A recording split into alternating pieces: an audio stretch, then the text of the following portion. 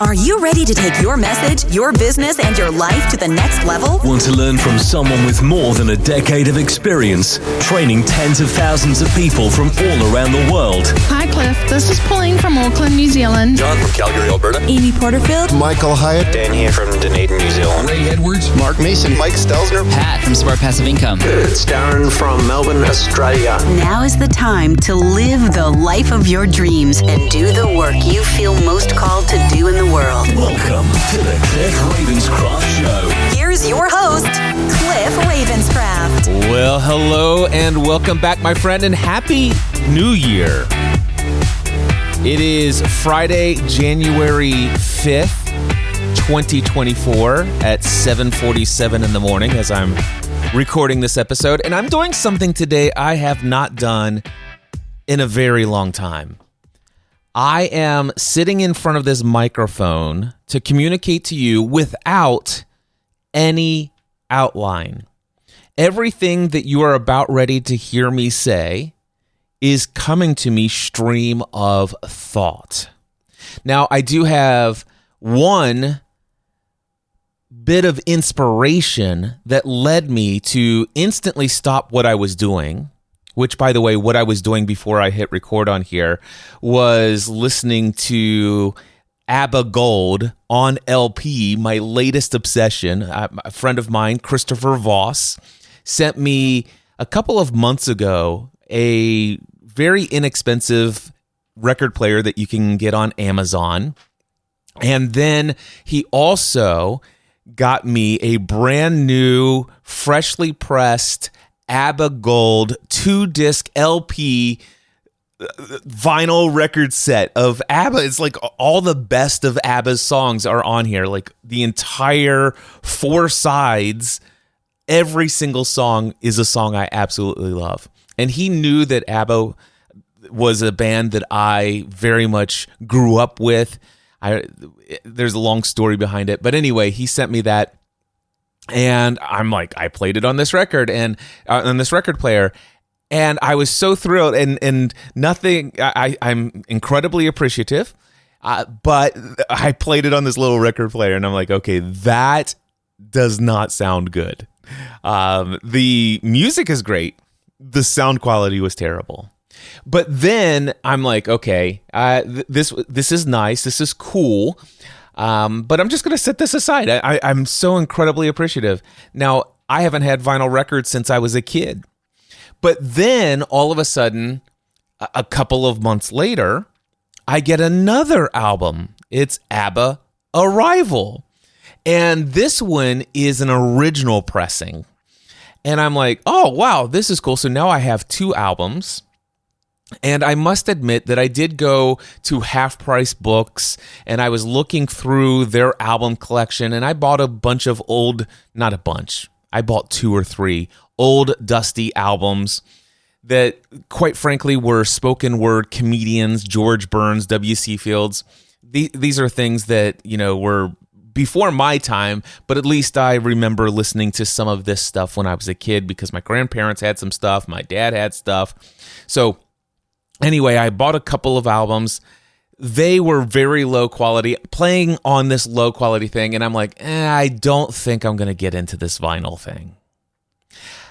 But then my wife and I were probably about 5 or 6 weeks ago, laying back, getting ready to go to bed. And as I was browsing social media, I came across this post. And it was a post that was promoting a soundtrack to a television show. Here's the ironic thing, though. The soundtrack was for a television show that was broadcast in 1977 for British television. It was a British sci-fi children's television show called Children of the Stones. Now, there are not a lot of people in this world who remember this television show. Maybe a few, maybe 10,000, maybe 30,000, something like that. In the whole world probably has any recollection of this show. But there are a diehard set of fans who absolutely love Children of the Stones. I'm one of them. Now, it was not broadcast on television for me in the late 70s. However, Nickelodeon in 1984 brought in some programming that was old British children's television shows. So they had Into the Labyrinth, The Tomorrow People, which, by the way, Tomorrow People is one of my favorite television shows of all time. And then there was this 7-episode series that had multiple parts per episode of it is a show called Children of the Stones. And it's kind of like Stonehenge, but it is from, I believe it's Avebury is the actual stone circle in the little town in the village of Avebury. Not too far away from Stonehenge, but it's another stone circle. And they created a fictionalized story of this little village called Millbury that is stuck in some sort of time loop. And it had a little bit of an eerie kind of, if you were a kid, kind of a horror feel, but it was not overly scary. I imagine it might have been a little spooky if you were a really little kid. But here I was, I don't know, in my tween years maybe, however old I would have had to be in 1984. But I do recall coming home every single day from school and making sure that I don't miss the next episode of Children of the Stones. And I believe they re-aired it a couple of times. And that, along with the Tomorrow People, were some of my fondest memories of television and the early days. I'm talking about like the first few years of Nickelodeon. It was absolutely amazing. Anyway, so soundtrack.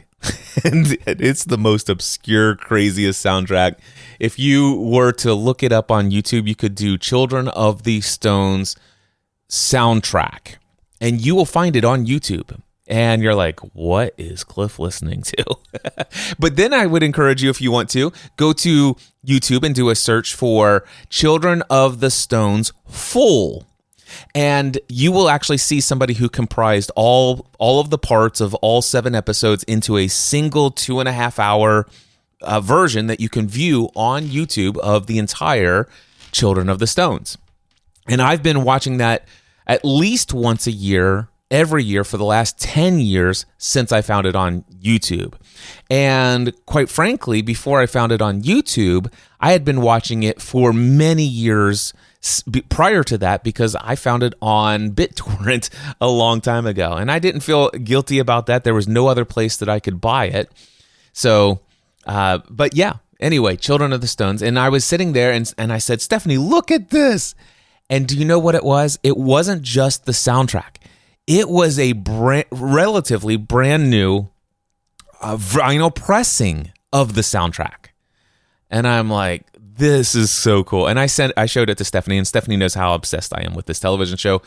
I forced all of my kids to watch this. That my kids have, well, at least Megan and Matthew have forced their significant others to watch this with me, this television show with me. And it's quite a big deal in our home. And Stephanie saw that post when I shared it with her. And secretly, without me knowing, I wasn't asking her to buy it for me. Again, remember, I've got these 2 ABBA albums. I get a handful of, somewhat dusty, scratchy records from half-price books, and I have no desire to do anything more with vinyl collection. But here's the situation. Stephanie gets me this Children of the Stones vinyl album. And I'm pretty sure that it was ordered and shipped from the UK. Anyway, I get my gift on Christmas morning, and I got to tell you, if there was a gift that's really stood out to me, it would be this crazy, obscure vinyl record with the original soundtrack of Children of the Stones. Now, at that point, I'm starting to ask myself, okay, I'd like to listen to this, but I could actually, quite frankly, go onto YouTube and listen to this in much higher quality than on this $39 record player. And again, I want you to understand, I am super appreciative of my friend who sent me this $39 record player, because none of this would I be speaking to you. I wouldn't be telling you this story. This story would not exist if it were not for my friend who sent me this $39 record player on Amazon. By the way, the record ABBA Gold was more expensive than the record player. So just to give you a little bit of context there. But here I am. Now I have 3 albums that I would love to listen to on vinyl, and I own them. So here's all of a sudden what happened. I began doing some research. Vinyl record players, turntables. I wonder, are there any modern turntables that could be purchased today that will give me the quality that I know that a vinyl record can produce? And I went to YouTube to do that search. And then I started to see all of these people who are much younger than I, who prior to maybe the 5 or 6 or 7 years ago had never listened to a vinyl record in their life, are now creating entire YouTube channels, many of them with tens or hundreds of thousands of viewers, where they're teaching about how to get into vinyl record collecting. And I'm like, oh my gosh, I did not know this existed. Don't get me wrong. I've heard about the resurgence of vinyl records.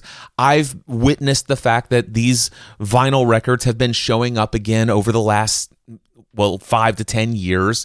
I've heard little stories about the fact that vinyl sales are outpacing CD sales, and I'd heard little tidbits, but I thought this would be people like me. I'm 51, I'm 50, getting ready to turn 51 this month.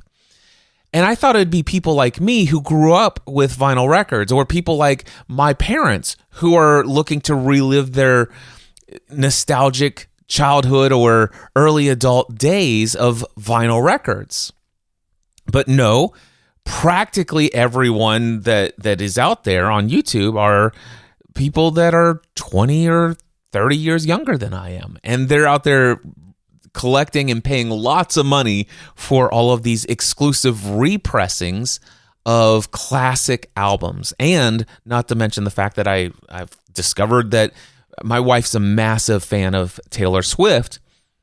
And I noticed that her fans are buying like 5 different versions of the same exact album, but because they're pressed onto different colors with splatters of colors in and exclusive from here to there and all of this stuff. And I'm saying, it's like, I saw one person on TikTok, and I happen to know a little bit about what the prices are because I've been recently obsessed with vinyl records. It's my latest obsession. And by the way, if you're wondering, what am I listening to? I mean, where's the mindset stuff? How does this apply to making my dreams become reality? How is this? I promise you, there's a reason why I'm telling you this story. So hang with me, sit tight, sit back, and enjoy the story. All right, so I had been doing some research because this is my latest obsession. There was one person on TikTok, just their Taylor Swift album collection alone, I could tell what they shared in the video. More than $4,000 in vinyl records just of the various different versions of Taylor Swift pressings of vinyl. And I'm not talking about like the original Taylor and then Taylor's version. No, I'm talking about the original version, but like 4 different variations of that vinyl pressing. It's like, what? This is crazy. And what's even crazier is how many of these teenagers and even young adult women are playing these vinyl records that they're paying $80 for. They're playing them on a suitcase record player that is between the price of $50 to $125. And so therefore, the sound quality of what they're listening to, the sound quality that's being produced on a scale of 1 to 10 is at max a 6. In fact, my daughter, McKenna, has received a brand new album for Christmas. And she has one of those suitcase record players in her dorm. And since buying myself a new turntable, which I did buy myself a new turntable, by the way, and I'll be happy to share with you that it is a Audio Technica LP 120 something with Bluetooth. Hold on, I'll get you the exact thing. So let me go to Amazon.com. I will go to my orders. And by the way, I do not recommend that you buy this on Amazon. It took way too long to get here. I would go to bhphoto.com. Just look up B&H Photo on Google. And then here it is. It is the Audio Technica ATLP 120 XBT USB. So I'll explain why I purchased this particular record album turntable in just a moment. But anyway, so my daughter has one of those suitcase record players. My wife and I purchased that for her, probably for a prior gift, either birthday or Christmas. Our daughter Megan also has such a record player. So, and my daughter McKenna is buying several albums, and she just got one for Christmas that she really wanted, or maybe she may have actually ordered it herself. Now that I think about it, she may have purchased that for herself, but she brought it home, and before my brand new turntable was delivered, she played it for us on the $39 record player, and she's listening to it and she's loving it. And it's, I brought it upstairs and we're listening to it while we're cooking something in the kitchen. And I'm sitting there listening to the audio quality, by the way, on this $39 record player on a scale of 1 to 10 is about a 4. And so I shared with McKenna, I said, this isn't how this album actually sounds, just so you know. And I said, I've got a record player coming, and I would love to share with you what it could sound like. And I asked her, I said, on a scale of 1 to 10, what would you rate the sound quality, knowing what it sounds like when you listen with your earbuds on Apple Music? And she said, probably a 7 out of 10. I said, interesting. Well, anyway, she has no idea, right? But I'm introducing her to what vinyl is supposed to sound like, what vinyl can sound like. And for me, the reason why I'm interested in this, that's the first question. Why am I interested in this? The first thought that came across my mind is there's not a single album that I could purchase or that I own that I can't go and listen to on Apple Music for free, included in my Apple Music subscription. I have Apple One, which has a bundle of all of the Apple services together. The main things that are in there that I am most interested in is the 2 terabytes of iCloud storage and Apple Music and Apple Fitness. I know it has a bunch of other stuff, but I really pay no attention to those other things. But with Apple Music, ABBA Gold, I could listen to the entire thing in super high lossless quality right there on my phone.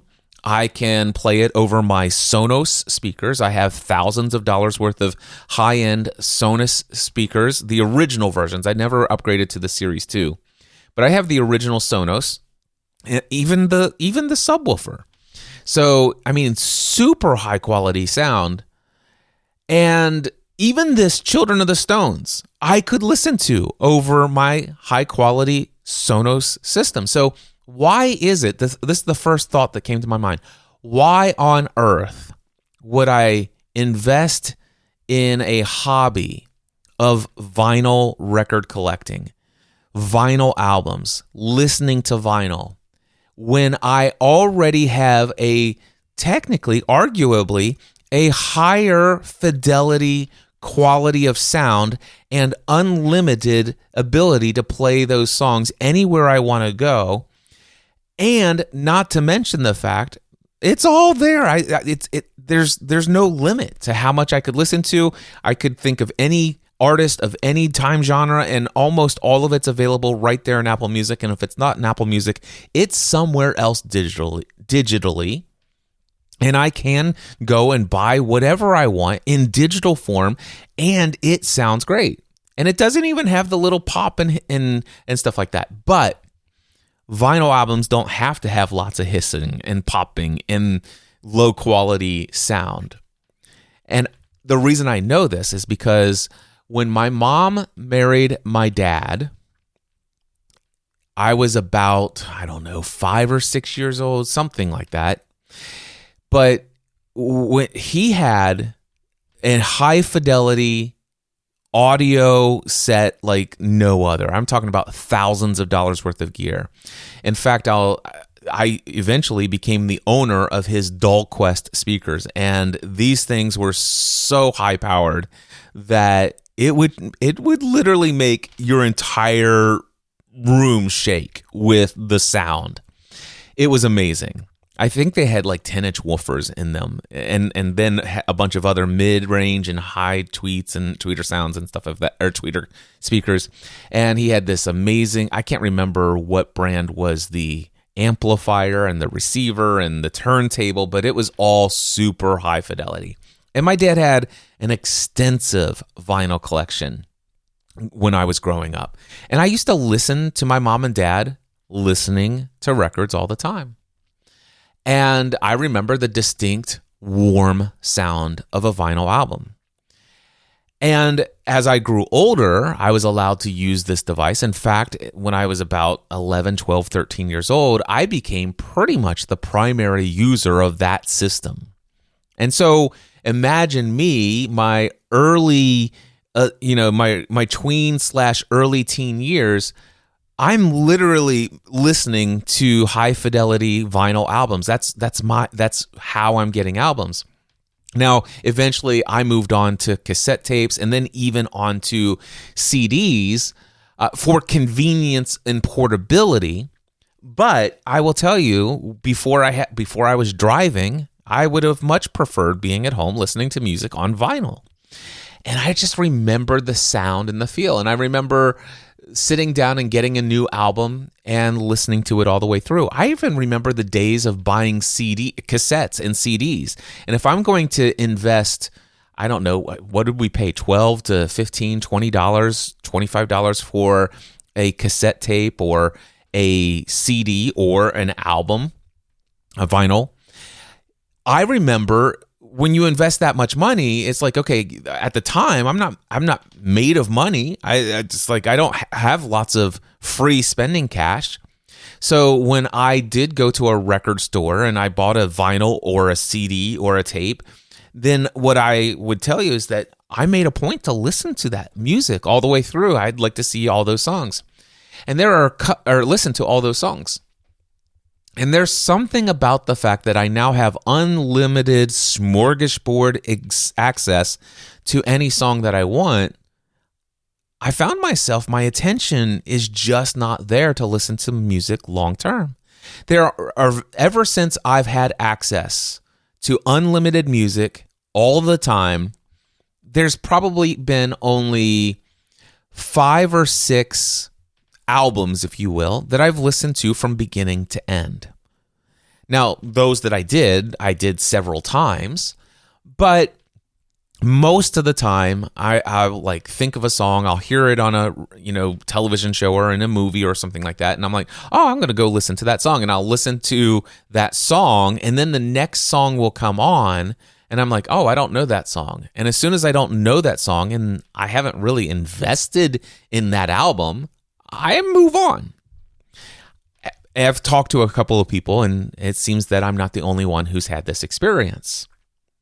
So I'm thinking, well, gosh, there is something about the idea of investing in an album, and if from an artist that you intentionally have decided, I like what they're producing, and I'd like to hear what's on an album that they're creating.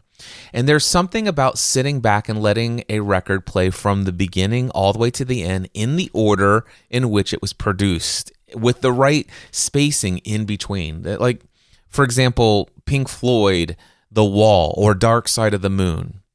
Those were different when all of a sudden it went, one track ended and the next track started on some of these services. Now, since then, Apple Music has allowed, the continuous play or whatever. But back in the early days, you couldn't even do that. But I just recall this whole nostalgic feeling of early days vinyl.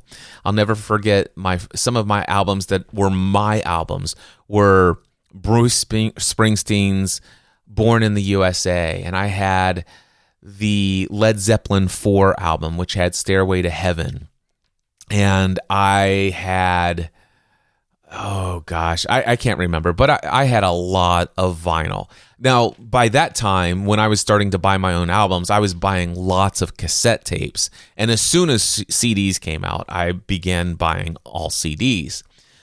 But what I remember is those purchases, those investments. Now, today, I have 0 of those cassettes. I have 0 of those vinyl records. And I have 0 of those CDs. I thought, well, why do I need this stuff if I have this stuff over here? And quite frankly, I don't need any of it. But I began to ask myself, as I'm starting to look up, what could I buy today that would give me that high fidelity sound that the system that I grew up with, I know is able to produce? And that's when I started watching all of these YouTubers, and I did my research, and I'm like, okay, I'm looking to invest about $250. That's about what I'm looking ready to invest. So right in that price range is what I'm going for. And I looked, and I could have probably got the LP60 Audio-Technica, but it's a belt drive, and I did not want a belt drive. And I wanted something with a quartz lock. I did want something with the potential of Bluetooth connectivity. I could see some potential for that down the road. I wouldn't rely on it primarily. I would want to wire this into some speakers. But anyway, I wanted the feature of Bluetooth. I wanted the feature of USB, since I may want to one day digitize something that is unavailable to me somewhere else, which I can't imagine that happening. But anyway, just in case. But I wanted a quality turntable with both phono out, which means unamplified, and also line out, which means it would have a preamplifier built in. I wanted it to have 3 speeds. I wanted to be able to play 33 RPM records and 45 RPM records, and even 78 RPM records. Even knowing I would need to be able to replace the cartridge to play the 78 RPM records. And so therefore, I needed an album that had the ability to take the cartridge and the playhead off of the arm and replace it with another one. Not just replacing the cartridge. I wanted to be able to just pull out and do a quick release of one playhead for the other. I wanted to be able to make sure that it had a decent counterweight system, an anti-skate, and all of these other things. And I wanted to make sure it had quartz lock to lock that speed in exactly the right speed. And there was just a lot of things that I wanted. And for all of the things that I wanted at the lowest cost, and which had favorable reviews, although there are some people who are audiophiles and say, okay, here's the 3 things I like about this, and here are the 3 things that I don't like. But the things that they didn't like were not deal breakers for me. And the only turntable that came close for me in my research was the Audio-Technica AT-LP 120X BT USB. It is a wireless direct drive turntable that has all of the features that I've mentioned. And it actually had very favorable reviews. And it comes with a very decent magnetic stylus and playhead. So it is a very nice turntable. The price on this turntable comes in at $399. So it's more expensive than what I was looking for, but it gives me the minimum of what I expect from a vinyl listening experience. Now, I'll skip some of the details of other things, the accessories I've purchased and all these other things. But the record player, the turntable has come in. I've set it up properly the way it needs to be set up. And I've been listening to vinyl albums. I purchased Fleetwood Mac Rumors. I purchased Prince's Purple Rain album. And I am building a large list of albums that I intend to invest in. Now, why? Why would I do this when I could sit here in my studio, in my office, in my area here, and at any point I could choose an album that I want to sit back and just chill with, and I could play it on Apple Music and sit there and watch the lyrics on the screen as I'm going through. I could be but there's something about vinyl. I'm not suggesting if you've never listened to a vinyl record in your life that you should go out and invest in vinyl. But for me, it reconnects me to an earlier time, a simpler time, a time where just sitting back and enjoying an album is the only thing that's going through my mind at this time. And I loved that feeling. And there is something about the warmth of a vinyl album. There's something about just the subtle sound of that needle being amplified and the sound that vinyl makes in between the songs. And yes, okay, if you have an album that's gotten lots of play, and maybe if you haven't taken care of it as well as you should, and it's got a little bit of dust kind of into those grooves, yeah, there's a little bit of a pop here and there. But even that adds to the ambiance, and it adds to the feel, and it's missing from all this digital content. So to share all of that is to say that my latest obsession is vinyl records. That's what I'm into, and it's how I got back into it. So first and foremost, thank you to Christopher Voss for sending me that first ABBA Gold album to reconnect me to the nostalgic feel of vinyl. Thank you for the $39 Amazon record player that has incredibly poor audio quality that would not meet my standards, but had you not purchased it, would not have sent me down this trail of reconnecting to a love and a passion for vinyl records, for vinyl albums. And to know that this is a new hobby, a new passion. I came down this morning and I pulled out side one of the first disc of this ABBA Gold, and I dropped the stylus, and I'm listening to it. And then I'm like, I think I want to record a podcast episode of the Cliff Ravenscraft Show. And I want to talk about giving yourself permission. So here's a couple of things that I want to point out about this. Well, let me jump sideways, which sometimes has happened in my early days. It's like we got to be careful with bouncing around, and you got to be careful if you're getting and approaching your turntable, because you might completely skid the needle sideways and end up somewhere where you're not meant to be. But I'm going to skid sideways here for just a moment. And I want to tell you about something that may seem completely unrelated. Yesterday, I jumped on a catch-up call with Leslie Graham. She is a dear friend of mine. She had been a member of my Next Level Mastermind for just over a year.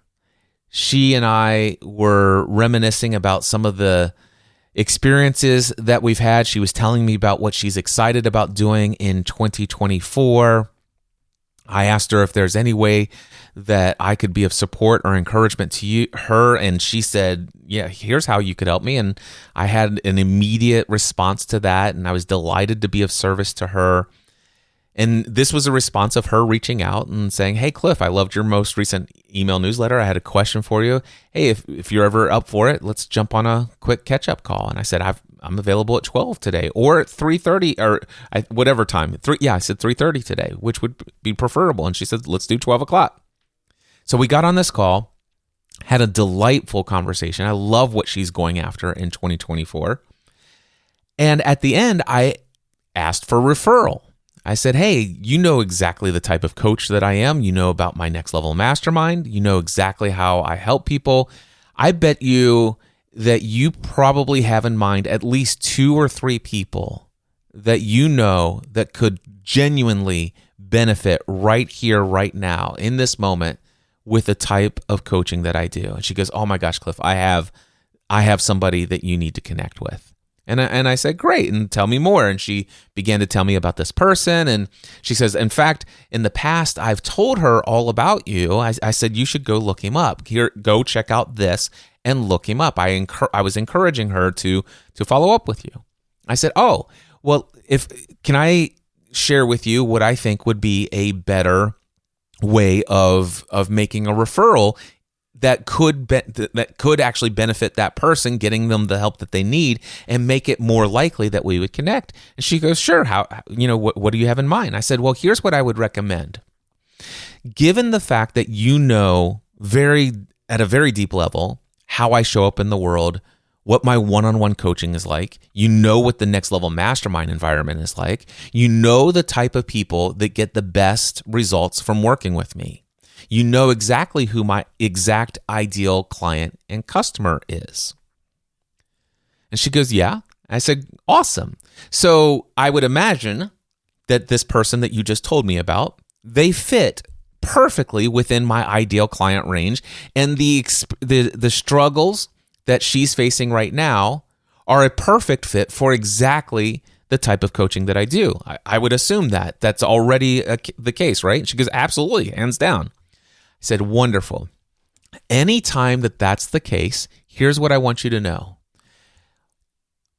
If you refer me someone that you believe would be a good fit for the coaching that I do or the Next Level Mastermind, I will automatically, without filtering any further, for anyone you refer to me, I will offer them a full-blown 90-minute one-on-one coaching experience with me with no strings attached and no expectation and no obligation that they ever pay me anything for my coaching or any other product or service.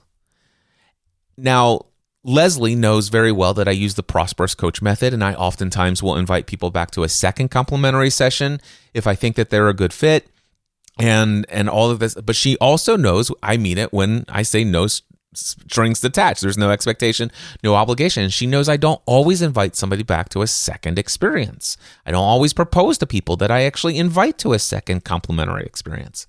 But she does know all of these things. And I said, so here's what I would recommend that you do is that reach back out to her and say, hey, I just had a call with Cliff and it reminded me of the time where I told you about this. And then I said, you might want to tell her a little bit about me and what it's been like to work with me. And I'll tell you what she said in just a moment. But then the rest of it is once you've told her who I am and why you're referring her to me and how I might benefit her, here's what you do. He will, for me, anybody that I refer to him, he will automatically, without any filtering, give you a full-blown 90-minute one-on-one coaching experience. He's not going to try to sell you anything. He's not going to try to convince you about the value of his coaching. He will just coach you for 90 minutes.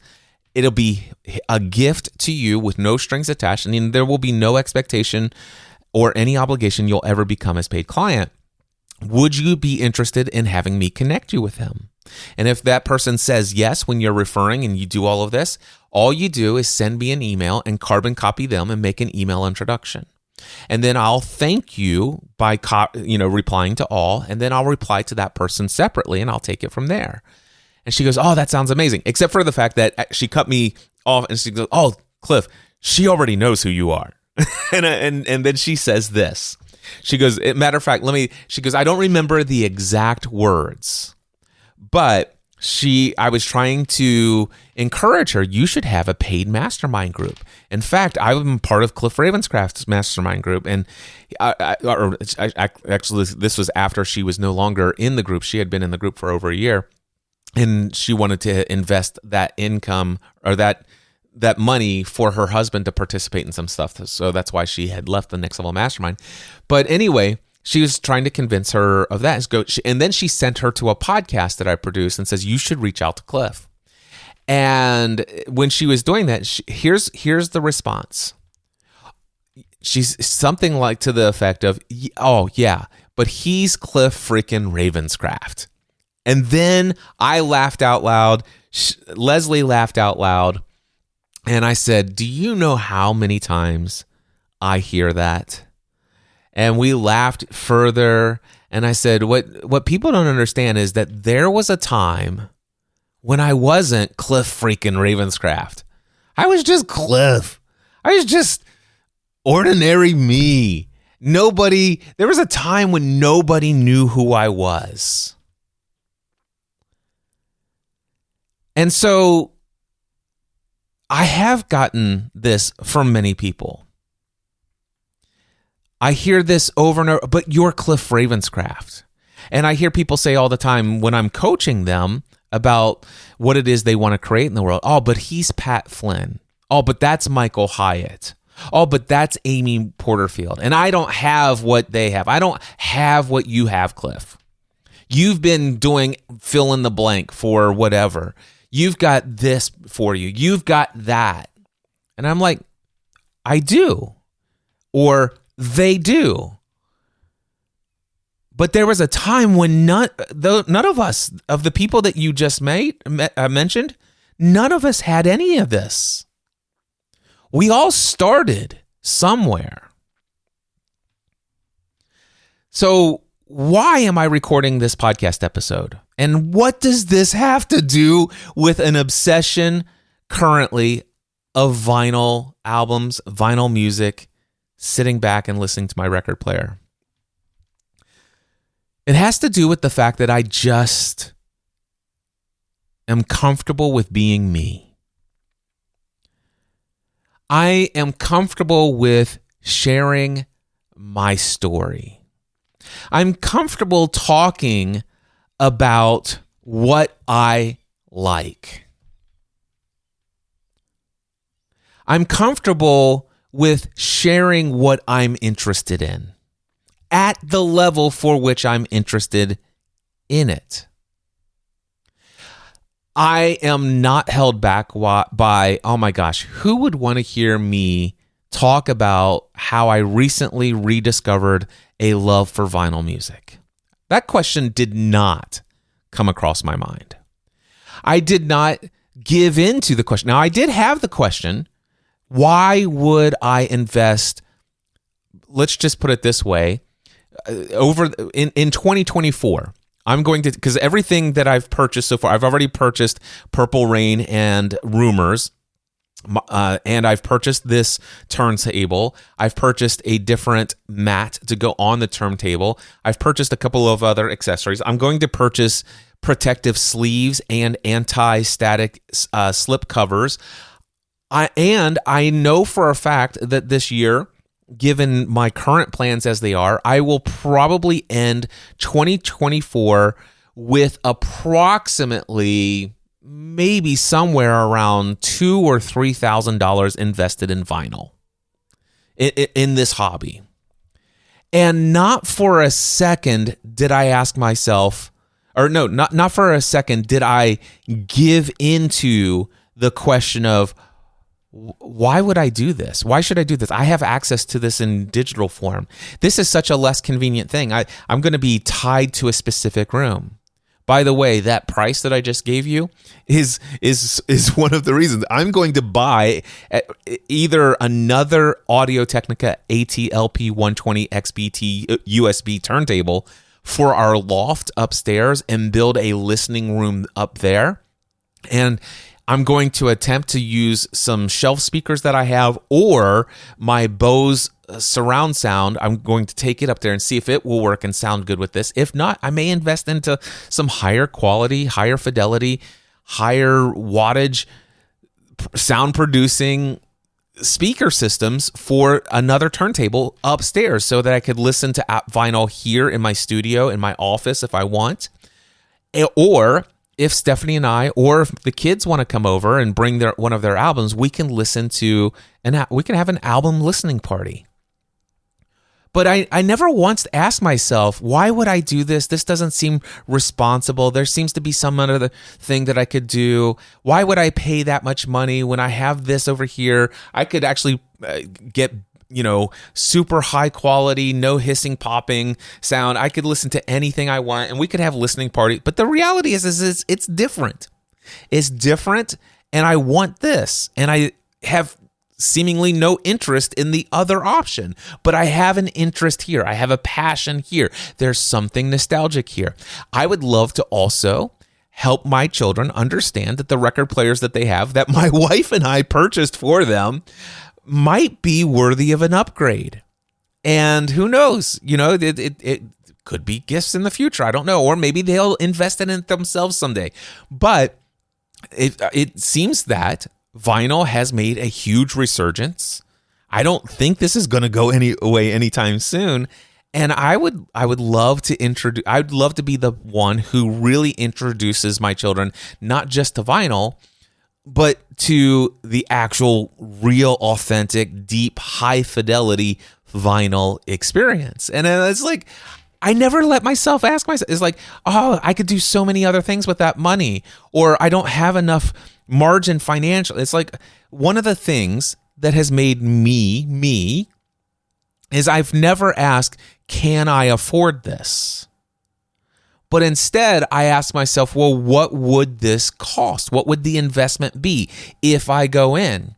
And then the question is, okay, what can I do to produce that extra amount of income? Now, did I always have this mindset? The answer is no. I used to be just Cliff. Not today. I'm Cliff freaking Ravenscraft for some unknown reason, or by some people's standard. I'm Cliff freaking Ravenscraft, but I haven't always been Cliff Raven. I haven't always been this superhuman version that people are thinking of. That I could never do what Cliff Ravenscraft is doing. I don't have what Cliff Ravenscraft has. But there was a time when I didn't have what I have.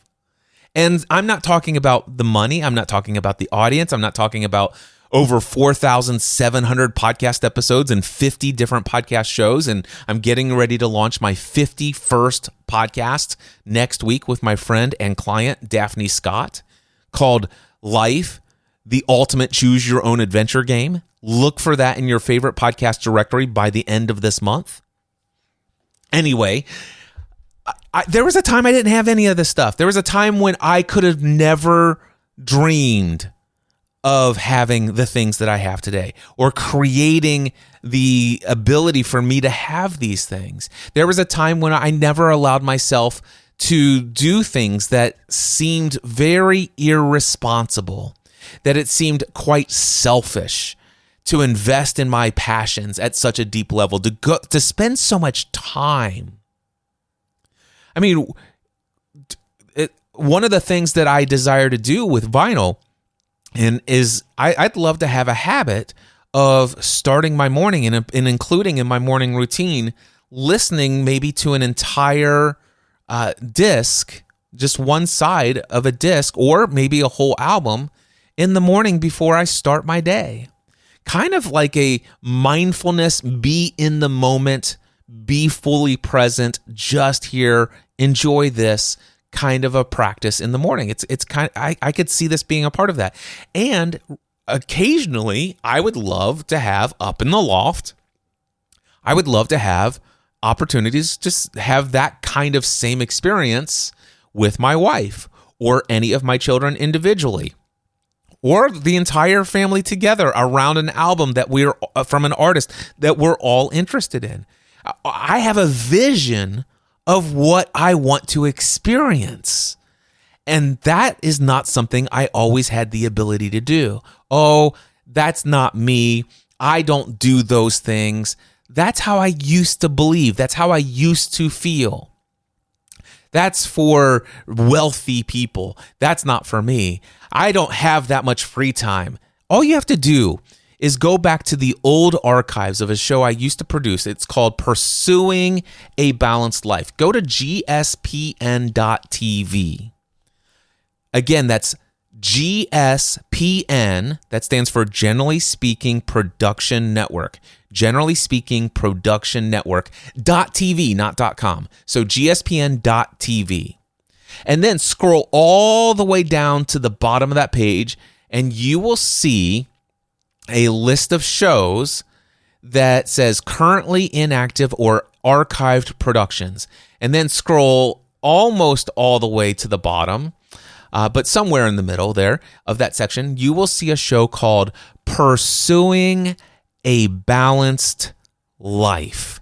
And if you click View Episodes, it says Pursuing a Balanced Life. This podcast is pretty much an audio journal of my life from November 2007 through January 2016. This was a behind-the-scenes look into my life throughout those years.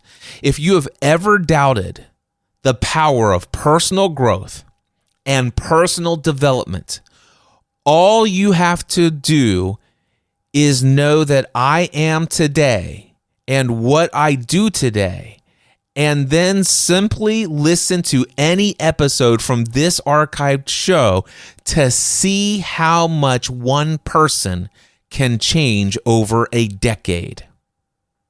Be sure to check out my current podcast, The Cliff Ravenscraft Show, in your favorite podcast directory. Of course, if you want a current behind-the-scenes look in an audio journal format that resembles the archived content here in Pursuing a Balanced Life, check out the Train with Cliff audio journal program over at trainwithcliff.com. Now, Pursuing a Balanced Life, 640 episodes. And those episodes are like, it's not rocket science kind of stuff. In fact, I'm going to see if I can go here and find you content from that particular show. I found it here, and I will share with you a little bit of an audio clip from episode number 1. This was published on March 16th, 2006 at 6:25 a.m. I'm going to just hit play. Hello, everybody. This is Cliff Ravenscraft of the Generally Speaking podcast. In fact, I would like to announce that I'm actually officially now coming to you from the Generally Speaking Podcast Network. If you get a chance sometime, you might want to go and check out www.generallyspeakingpodcast.com, and you'll notice that I have done a little bit of work lately trying to start up a Generally Speaking Podcast Network, which is currently a network of 3 podcasts. Most people listening to this are probably already aware of my weekly Lost edition of Generally Speaking, and I have been doing that now, I think, for 12 weeks, and it is exciting. And in 12 weeks, we've gained over 5,000 listeners and just have had a phenomenal response. And I never would have dreamed it possible, but I can't tell you how pleased I am with the success of that edition of Generally Speaking. After getting involved in the Lost edition and its success, I had toyed with the idea of going away from my original concept of Generally Speaking and just making it a Lost podcast only. But that was... I'm going to stop right there. Did you hear the difference in my voice? Did you hear the lack of confidence that was there? I mean, think about how I am powerfully communicating today with boldness and confidence. And then that episode. All right, here is episode number 2, titled Love My Neighbor.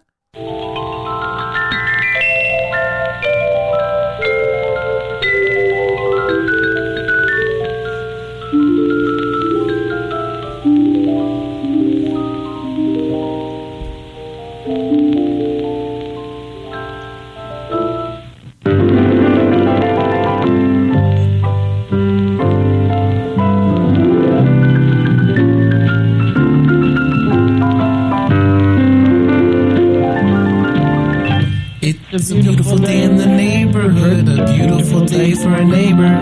Would you be mine? Could you be mine? It's a neighborly day in this beauty wood, a neighborly day for beauty. Would you be mine? Could you be mine?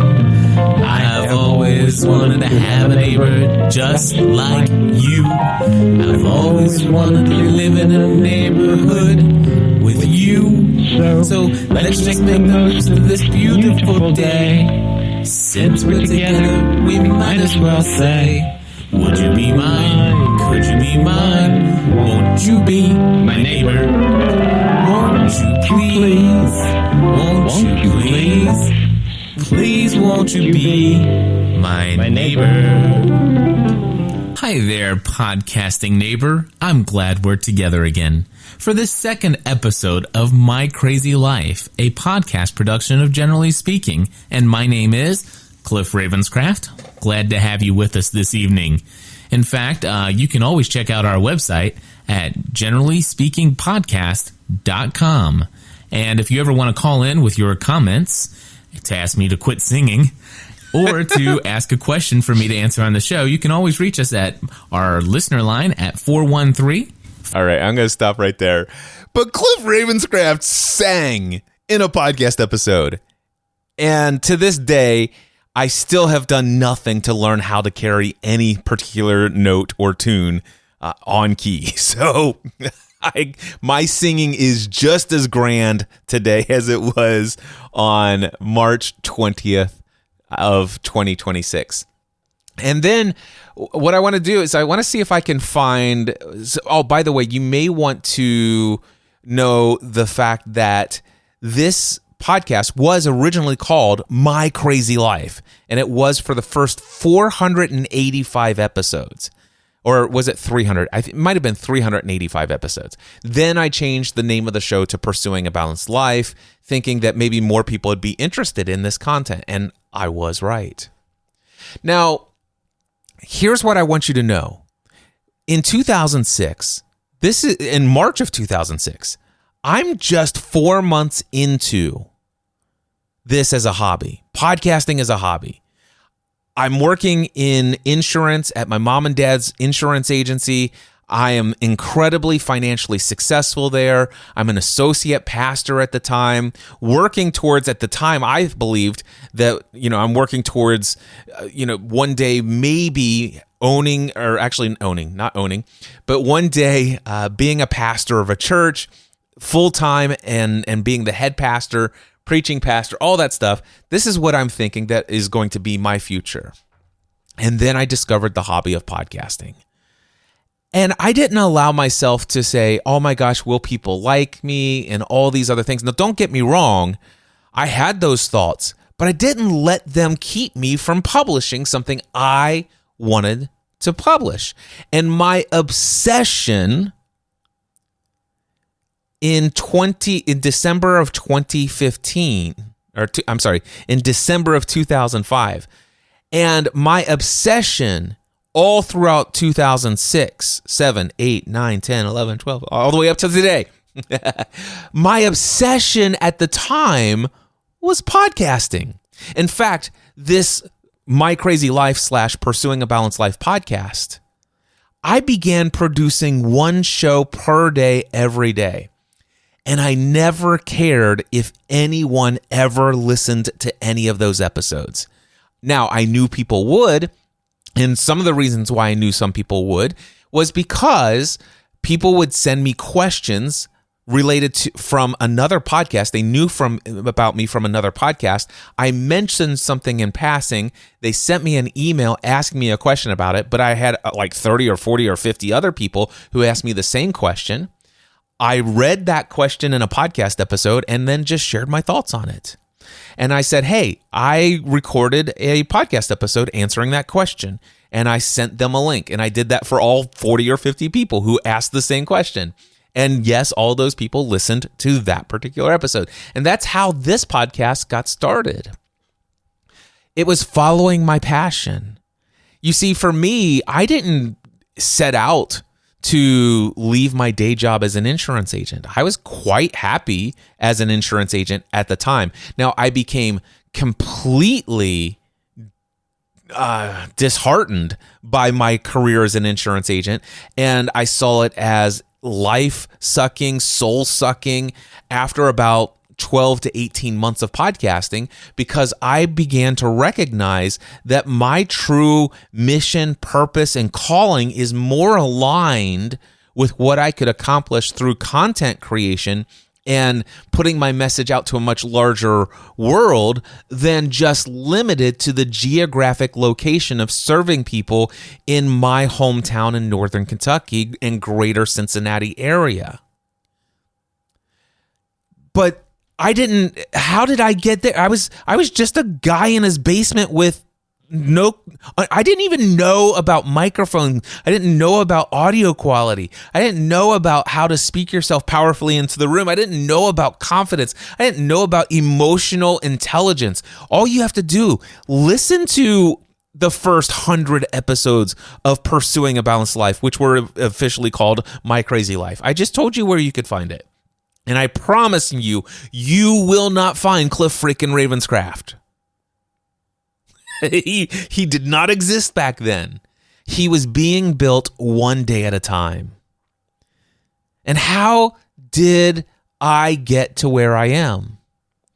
Through one experience after another experience, through reading one book after another book, through setting one goal and failing miserably, but deciding not to give up and trying to approach it from a different direction, and failing miserably, but not giving up, but trying again from a different perspective, from a different way, and then eventually finding some level of success, only to reach the goal that I had intended and recognize that this is the wrong goal, and then to reinvent myself over and over and over again. I not only, by the way, I didn't always not give up. There were several things that I set as goals, and I did give up on them. I can tell you right now, there were times when I was just out there being me in a public place, anywhere in the world, anyone in the world could listen to me. And quite frankly, a lot of people did not like me. A lot of people still don't like me. Back then, it really bothered me. It really got under my skin. And I am who I am today because I exposed myself to that. I felt the sharp pain and the sting and the shame and the guilt of not living into other people's expectations of me and taking on their criticism, and I turned it into self-criticism, and I felt all of that all the way to the point where I almost gave up several different times. But the reason why I became who I am is because ultimately I'm like, listen, I can't give up this dream that I have. I can't give up this obsession that I currently have. And by the way, podcasting is not just one obsession. If anybody's been following me over the years, I have lots of different obsessions from time to time. Some people say, you know what, Cliff, my problem is I just have white shiny object syndrome. And I'm like, or bright shiny object syndrome. And I'm like, really? I have that too, but I fully embraced it as a part of my overall personal growth and development plan. And I see it from a completely different perspective. I love to go deep into things. But the thing is but here's the thing. I'm able to see it from a different perspective because I overcame a lot of limiting beliefs about money and earning income and thoughts about what you should and should not do when it comes to your motivations about what you do in the world.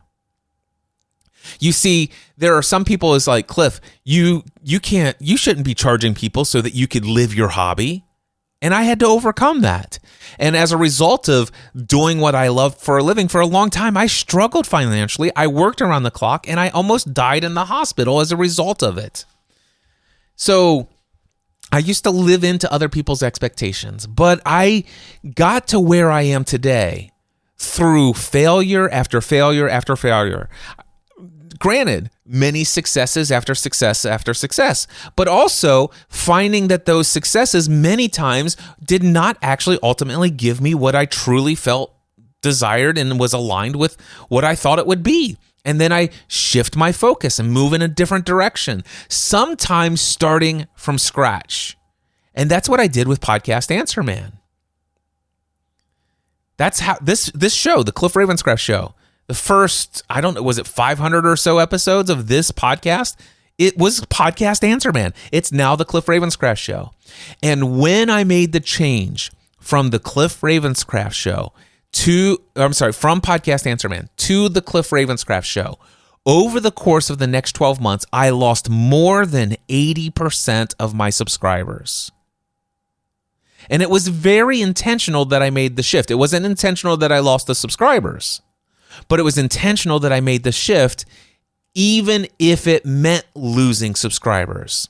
Now, I would not have been able to make that decision had I not grown in my at the time I didn't even know the phrase emotional intelligence. But looking back, what I was doing is I was growing in emotional intelligence. It had everything to do with the people that I was surrounding myself with, and the lifestyle that they lived was more appealing to me than who I was previously hanging out with as my peer group. So I upgraded my peer group. I began reading and studying the books that people that I looked up to who were already living the experience of life that I wanted to live at the highest level. I began reading the books that they were reading and that they had attributed to much of their growth. And I began this obsession with personal growth and personal development.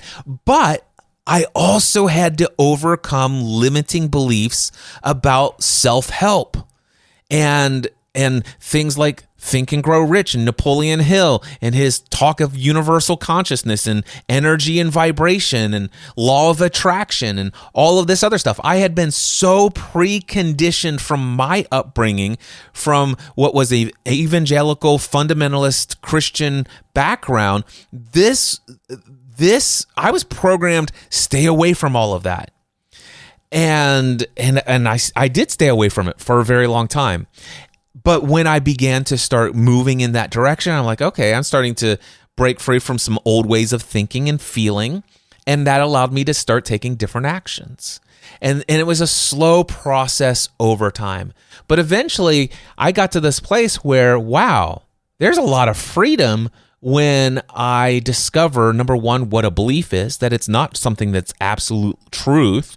It's not fact. A belief is a thought that you feel certain is true. A belief is a thought that you have a habit of thinking and believing. That's it. That's all a belief is. By the way, your beliefs will determine what thoughts go through your mind. What thoughts go through your mind and beliefs you have related to certain topics will determine how you feel in any given circumstance and situation. And then I discovered that the way that I'm thinking and feeling is actually determining my actions or my inability to take action, which was determining the results that I was getting in life. Actions equal results every single time. And the results that you get every single time in every area of life are perfect for the system that you've created. The system of beliefs, the system of thinking and feeling, your habitual way of being in the world. Now, today I've expanded even more, especially over the last 6 years. And I understand not only emotional intelligence, but levels of consciousness.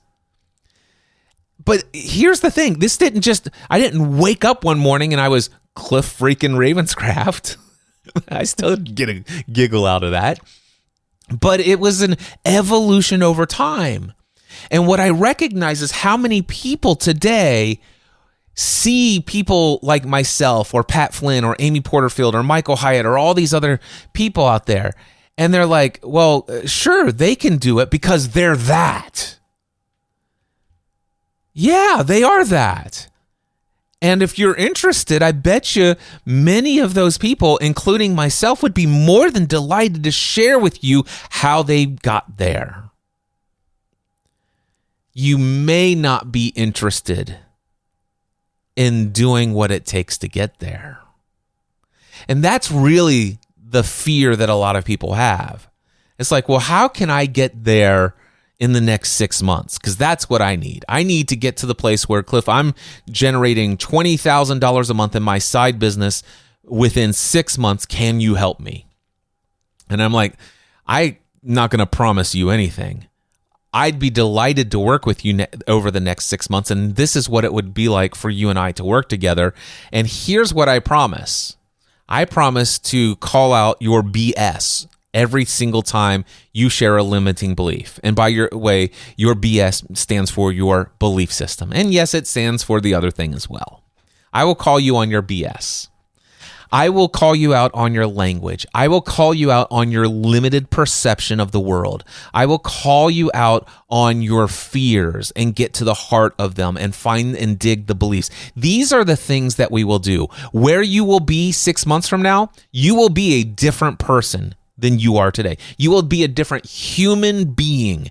You will be somewhat unrecognizable to some people. If somebody had not seen you for 6 months and last time they saw you and had an engaging one-on-one conversation with you prior to us ever working together, and then if they were to see you 3 months after our 6 months together, I guarantee you they would be blown away. That is what I can promise you. How much money you'll be making? I have no idea. I can't even promise you that you still will have a goal of leaving your day job and making $20,000 a month.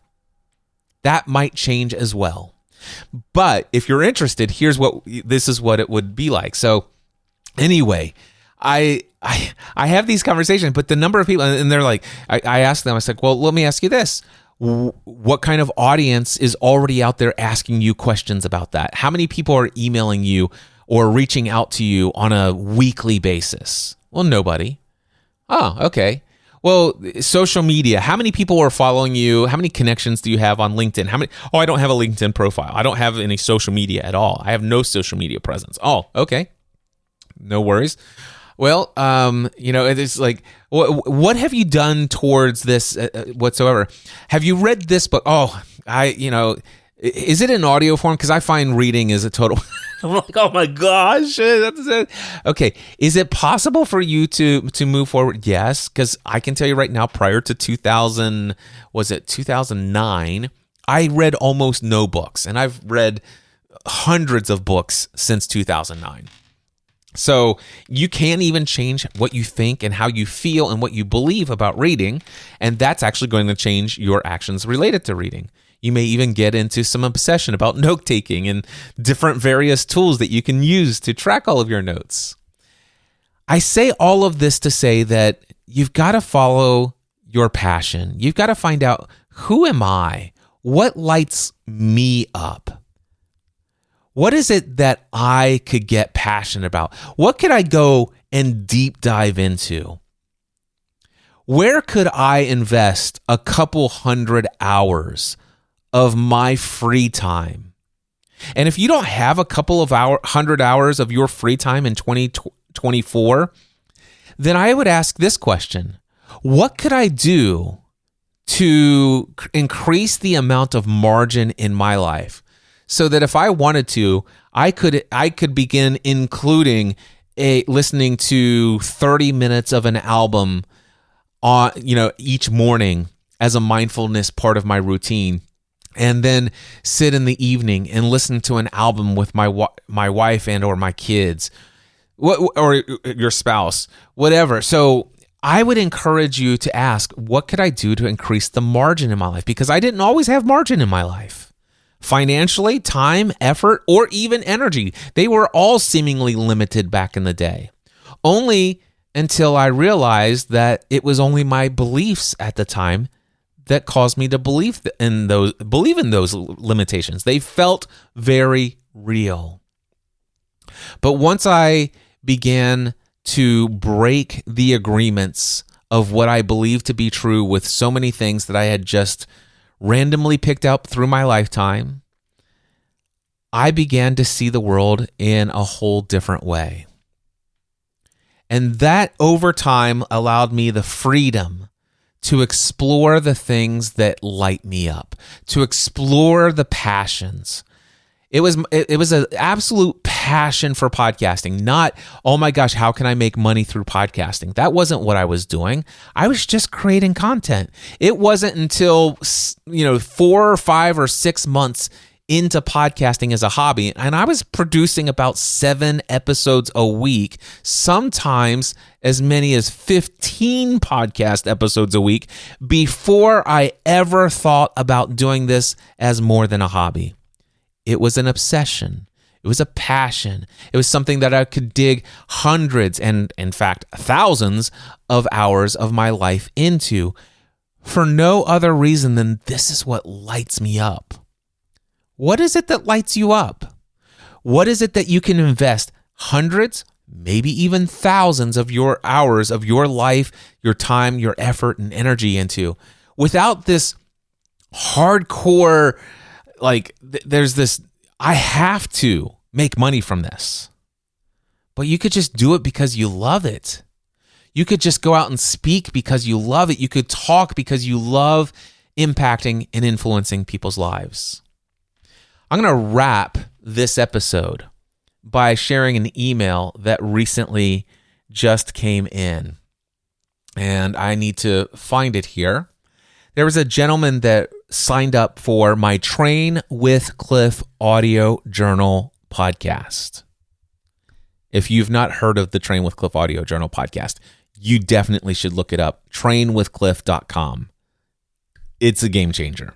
Anyway, so this gentleman signed up on January 4th, 2024. At 8:51 in the morning, he responded to a Loom video. Actually, I think he joined. Okay, he joined on Tuesday, January 2nd.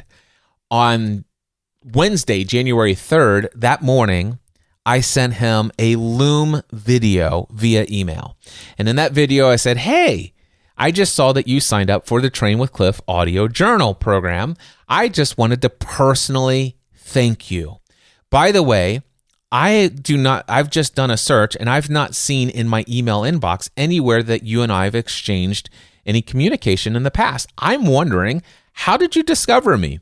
And how did you discover the Train with Cliff audio journal? And what was it that made you decide to subscribe to a paid podcast from me?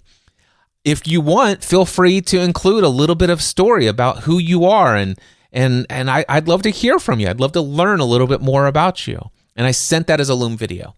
And then on Thursday, January 4th at 8:51 a.m., I get an email back from this person. It says, hi, Cliff. Thank you for taking time to reach out. I have been following you and your journey for well over a decade, but I have never contacted you. This may sound strange, but I've considered you my mentor for years. If you don't mind, I would love to share the story of how I found you and the impact you've had on my life without you ever knowing it. I initially found you on an interview you did on another podcast I listened to at the time.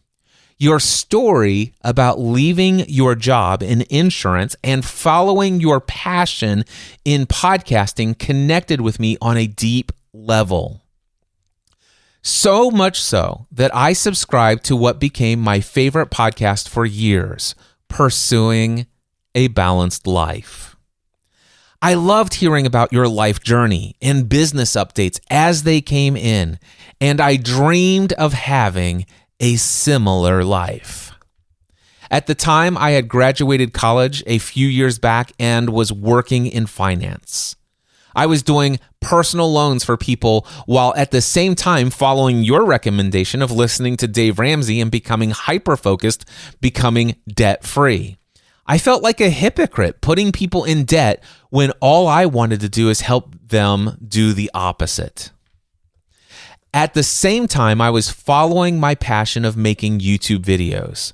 I had started a vlog back in 2011 when we bought our first home and got our puppy. Over the years, this turned into a family vlog when my son came along, and by 2017, it was doing so well that I was making more money on YouTube than I was at my job where I was now managing an office full of people and hating every minute of it. So, like you, I made the jump into self-employment, working each day making new videos for my ever-increasing channel lineup, and it became wildly successful. I'm in the same position as you financially and also doing what I feel called to do. I have a primary vlog, and he put a link to his vlog, but I'm keeping his name out of this, which, by the way, has over 800,000 subscribers. All right. He also has a Lego channel, a gaming channel, and wouldn't you know it, a weekly audio journal podcast that I've been recording for over 4 years. Following you has given me the blueprint to create the life I wanted, and it's given my family opportunities that we would have never had if I stayed the course in finance. I had the ability to stay home with my son when he was young while also building this business. Last year, my wife, who is a teacher, took a year off so we could travel the world as a family. I believe my success can be attributed to two things: being authentic and uplifting. I encourage others through my story in the same way you did for me all those years ago. I've personally heard from hundreds of viewers, both young and old, on how my channels have positively impacted their lives just from putting ourselves out there. I'm not sure if this would have happened without following your journey.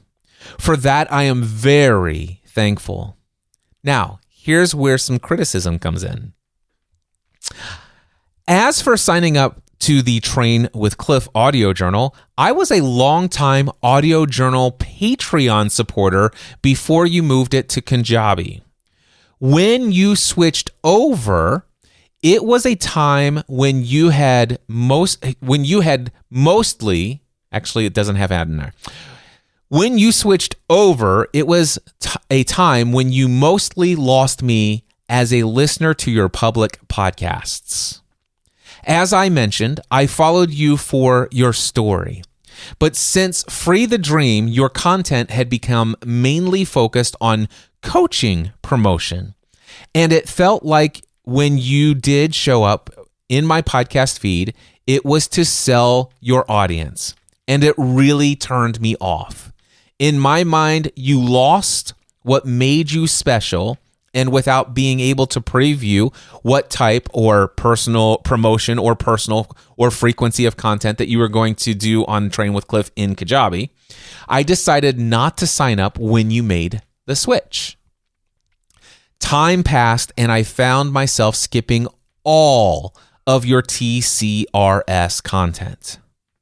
My new favorite podcaster became Father Roderick, who I found because of you. I found his content to be what I wished yours still was.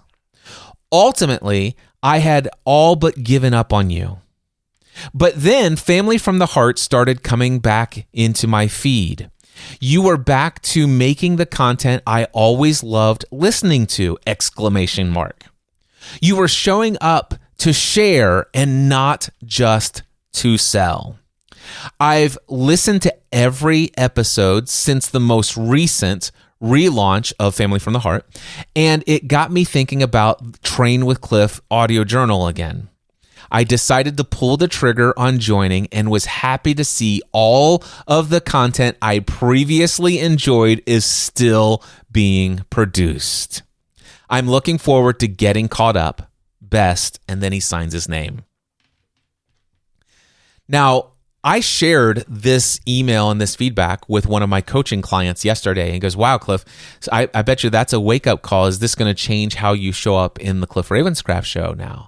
Is this going to have an impact? Is this going to influence this? Was this a wake-up call that you've become all salesy in your content? And I'm like, no, this is incredibly valuable feedback. In fact, let me read to you. I want to read to you what I wrote back to this individual. I said, wow, thank you so much for providing all this valuable feedback and for sharing your story. Congratulations on reaching over 800,000 subscribers on your such and such YouTube channel.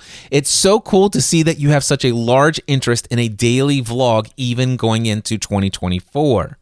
I'm honored to know how much my own journey has inspired your own journey into this amazing world of adding value to people's lives through the content we create. I appreciate the criticism of your perceived shift in the content that I was publishing. I felt a deep internal calling to become less public and dive much deeper into serving a smaller group of paying clients at a more profound level. This shift may have affected my reputation among tens of thousands, but it has led to a radical positive change in the world through the work of my clients over the past 6 years. Thankfully for my family, the past 6 years have been the most financially profitable as a result of this intentional shift as well. Most importantly, this shift has brought about an amount of margin in time and energy that has allowed me to actually live the lifestyle that I've always dreamed of, which has been incredibly powerful for when it comes to the way that I show up for my wife, my kids, and even myself. With all that said, I'm thrilled that some of my recent live streams with Family from the Heart have recaptured your attention and that they resonated with you at a deep level. I sincerely hope that you will enjoy the Train with Cliff audio journal content. Thank you again for sharing such detailed feedback. Wishing you a very happy new year, Cliff. So that was the exchange there. But there are a couple of things that I want to point out. What was it that had made this individual a fan, somebody who had been following me for well over a decade? It's the fact that I just showed up and I was just me. I was sharing what I was interested in. I was sharing what I was up to in the world. I was sharing my goals, my hopes, my dreams, my plans. I was sharing my successes, yes, but I was also sharing my failures and what I learned from them and how I was readjusting or pivoting. I just showed up and I did it consistently. And I didn't do it so that I would become famous. I did it because it was an obsession of mine. It was a passion. I couldn't not do it. It's what I loved. It's what made me come alive. That's why I did it. And then if you think about the feedback that he provided me, he's like, Cliff, and I found myself following your Pursuing a Balance, your audio journal. And I began to want some of the same things, and I started to create things that I loved, and I just started showing up. And I mean, just my daily life, my vlog. I went and I watched his vlog. It's just him showing up and sharing. And he's got over 800,000 people following that, subscribe to that one channel, and he's got other channels that are incredibly successful. Just following his passion, his interest. And today, he's in a similar financial situation that I am, doing the work he feels most called to do in this world. And let me tell you, I'm in a very good financial situation. So to know that he's also in that, and he got there the same way. And here's what I know about Pat Flynn and Michael Hyatt and Amy Porterfield. They all got there the same way. You see, you might think, why would Cliff Ravenscraft record an episode of the Cliff Ravenscraft Show that's over an hour and a half long? And how long did he go on about his recent reintroduction into the passion for vinyl records? Because it's content like that, me being me, that has led me to all of the things that have said, you know what, I give myself permission to have really wild and crazy dreams. I give myself permission to invest hundreds and thousands of hours, or hundreds or thousands or tens of thousands of dollars into my passions or interests. I don't question where am I right now financially and how ridiculous is what I want compared to where I am financially. I've come to the place as a result of exploring my money thoughts and beliefs and all that other stuff, through doing all the work to break free from limiting beliefs about money. I've come to the place where today I am now able to easily say, you know what? Of course I want to come up with a couple $100,000 so I can go buy that land and build this on that property and do this thing and offer this for the world. Well, gosh, where I am financially, which is great. That seems like a far off, dream or vision. But I know it's just as much as real of a possibility 3 to 5 years from now as what I'm experiencing today was 3 to 5 years ago. And I could say that over and over again. So, Cliff freaking Ravenscraft. Even today, I still feel that I'm me, And sometimes people have said, Cliff, you know what? Of course it's easy for you because you're Cliff Ravenscraft. I get that. I hear that. I do 8 90-minute one-on-one coaching calls per week, every week. I do a weekly group coaching program called the Next Level Coaching Program for people who are wanting to master the Prosperous Coach method for creating clients and also master other important and valuable tools, techniques, strategies on how to be a transformational coach to help your clients get more transformation in their life, to help take you from a hobbyist coach to a professional coach. By the way, I don't have a sales page for it yet.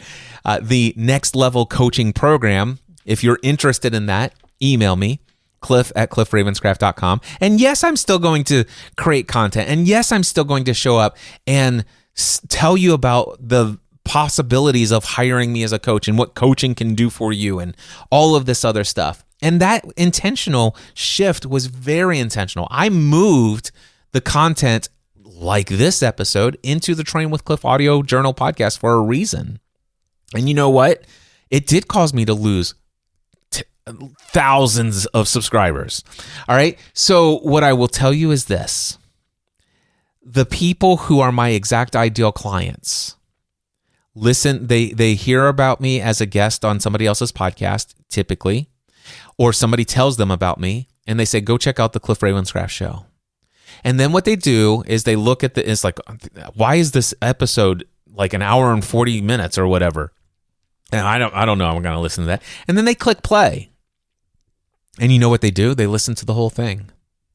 And my exact ideal client, I want to keep stressing that, my exact ideal client then goes and listens to the episode before that.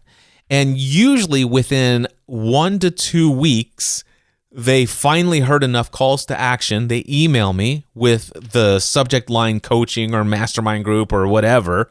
And then they say something like this. Oh my gosh, Cliff, I just discovered you a couple of weeks ago when you were a guest on John Lee Dumas's Entrepreneur on Fire. Or Megan Porta's Eat Talk blog podcast, or whatever. All of these different, or Eat Blog Talk, I think is what it is. Anyway, I just heard you as a guest on so-and-so's podcast. And then I checked out your show, and I have been binge listening to all of the episodes, all your recent episodes of the Cliff Ravenscraft show. And that has been very intentional. That content is there for a very select audience, for a very select purpose, and that is for it to be a professional reputation of who I am as a master business and mindset coach.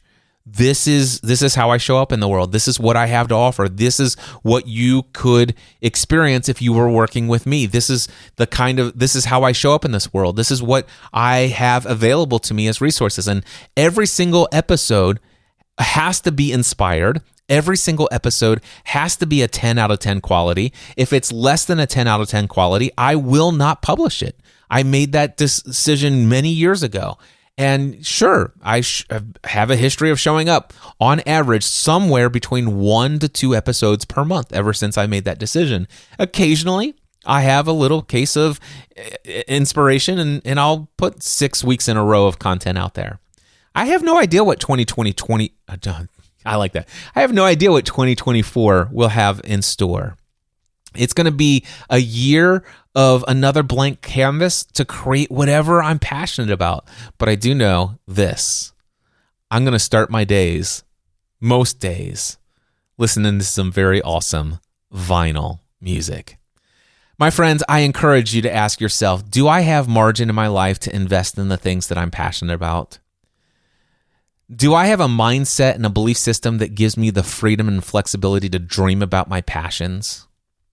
Do I have margin in my time that will allow me to explore hundreds or thousands of hours of what I'm most interested in and what lights me up in the year ahead?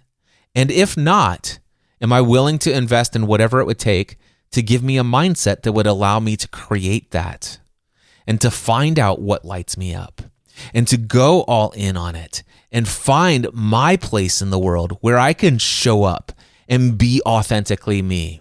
And I could show up and be out there, and the right people at the right time will listen to my content, and maybe they'll listen for weeks, months, or more than a decade and never reach out to me, but yet their life has been radically, profoundly transformed. And you know what? Maybe along the way, I might actually shift what I've been doing for the last decade over to something new that I want to create next.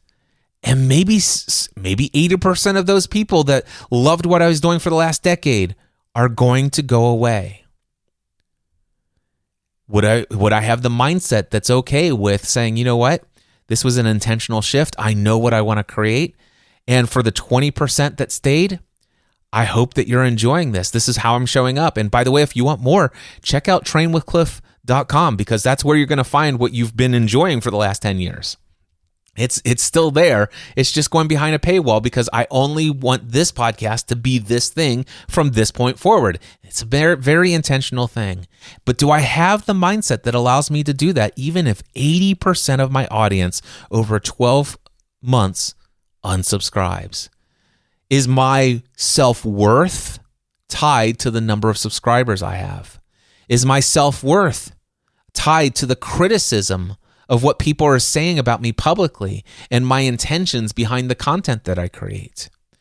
I mean, this person overall, that was a glowing, wonderful, beautiful bit of feedback. But there is like Cliff, his perception was, Cliff, all you're doing is you're showing up to sell people, and it really turned me off. I didn't like it. You lost that